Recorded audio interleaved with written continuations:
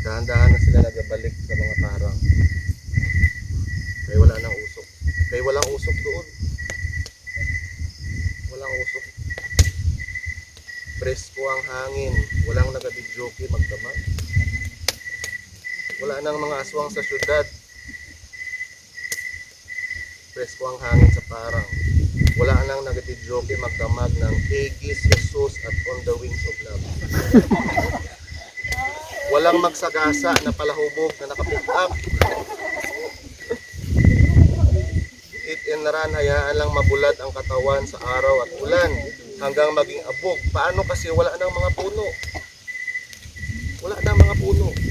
Wala nang madapuan, wala nang mataguan ang mga naghahunting na mga aswang. Hindi na din presko ang laman. Pag minalas, may sakit ang kinagat. Pag maraming kabit, mas maraming sakit.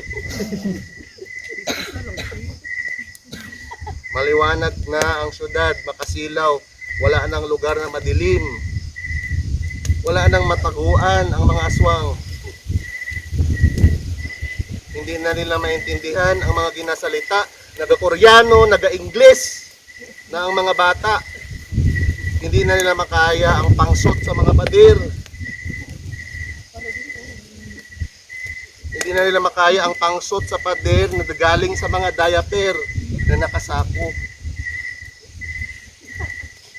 Tinatawanan nyo lang. Tinatawanan na lang ng mga nagalaag, nabuang, ng mga bipat na nagapatrol. Hindi na ginapansin ng mga asong ulol ang mga aswang. Parang mga kawawang nila lang. Wasak na ang mental health nila.